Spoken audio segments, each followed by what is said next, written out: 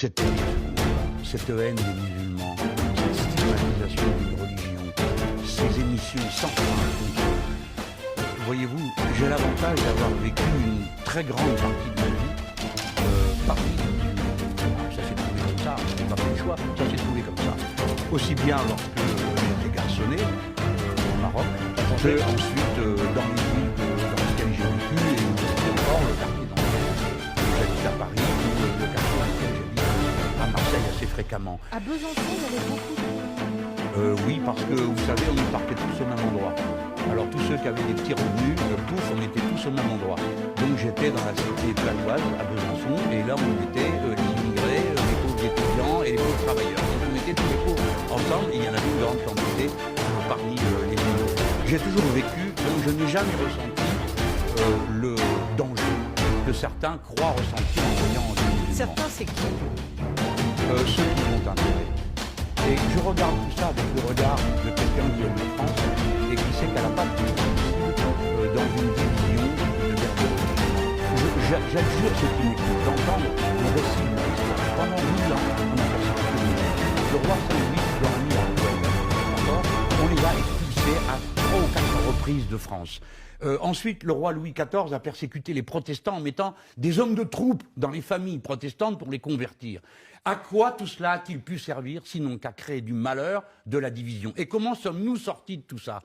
Par la laïcité et par l'unité de la citoyenneté. Alors, les musulmans sont les juifs d'hier, les protestants d'hier. J'ai l'impression en tout cas que la religion musulmane est aujourd'hui montrée du doigt par un certain nombre de gens, qui sont d'ailleurs les mêmes. Hein. Je veux dire, c'est les mêmes qui montraient du doigt les juifs, les mêmes qui montraient du doigt tout ce qui ne leur convient pas, leur paraît étrange ou leur paraît bizarre. Alors, c'est vrai que certaines formes de pratique de la religion peuvent paraître choquantes. Personnellement, moi je trouve ça bizarre que des femmes se rasent la tête et se mettent une perruque dessus, je dis ça pour les juifs, ou une kippa sur la tête, ou d'autres une croix grosse comme un bras autour du cou, ou d'autres, tel ou tel signe religieux, voilà. Alors, mais on doit prendre sur soi, on doit se dire que ce sont des formes, ma foi, c'est dans la vie, qu'est-ce que vous voulez y faire?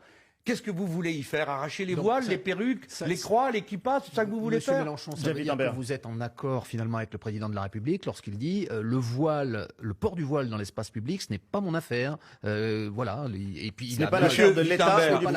Vous voyez comme vous menez l'entretien avec moi. Pour que je dise quelque chose, il faudrait que je sois d'accord avec le président de la République. Monsieur Wittenberg, vous devriez commencer par dire que le président de la République a jeté de l'huile sur le feu.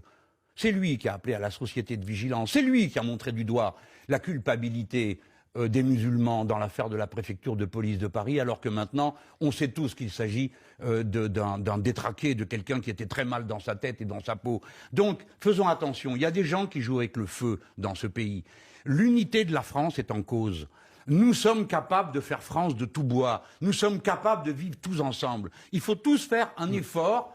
Mais cet effort ne peut pas consister par demander à des gens qu'on va montrer du doigt, retirez votre pantalon, enlevez votre foulard, retirez votre boucle d'oreille, enlevez votre kippa. Non, je ne suis pas d'accord avec ça. Sans défendre une seule seconde le président de la République, vous ne pouvez pas dire qu'il a attaqué les musulmans lors de la cérémonie à la préfecture de police. Je dis, écoutez, non, vous ne le défendez pas, vous êtes en train de l'accabler, je le vois bien. Non, pas et du votre réplique est pleine d'impertinence pour le pouvoir. Ce n'est pas le sujet du débat du jour. Bon, écoutez, non, je n'accepte pas, je peux le dire quand même, évidemment. Je n'accepte pas que pour défendre une position, je sois obligé d'être d'accord avec celui-ci ou cela. Je dis au président de la République que par-dessus son appartenance de parti, par-dessus tout, il doit y avoir l'amour de la patrie. Et la patrie, elle peut être que républicaine, c'est-à-dire rassemblée, et on ne doit pas montrer du doigt les gens d'une religion. Les 99,9% des musulmans, comme 99,9% des juifs, demandent qu'on leur foute la paix, qu'ils puissent pratiquer leur religion dans le secret de leur cœur. Et moi,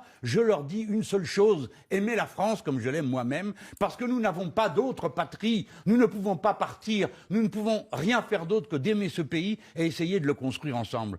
Comprenez-vous, nous y sommes condamnés par l'histoire, par le temps long, et tant mieux. Il vaut mieux être français, liberté, égalité, fraternité, que membre d'un pays où on vous met honneur et patrie et je ne sais quel autre symbole qui n'a aucune signification humaine. Nous sommes capables de vivre ensemble. C'est ça qu'il faut dire. Il faut arrêter de montrer du doigt les musulmans. Arrêtez de montrer du doigt les musulmans.